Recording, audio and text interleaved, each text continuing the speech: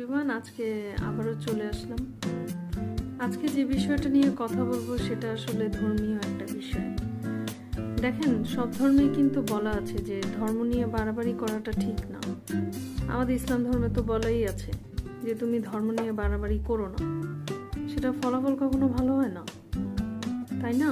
কিন্তু আমরা কিন্তু অনেক সময় ধর্ম নিয়ে অতিরিক্ত বাড়াবাড়ি করি।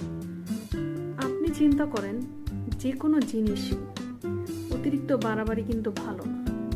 সেটা আপনার জীবনের ক্ষেত্রে হোক, আপনার চিন্তা ভাবনার ক্ষেত্রে হোক, আপনার কর্মক্ষেত্রে হোক, জগৎ সংসারের সব কিছুতেই বাড়াবাড়ি কখনোই ভালো না।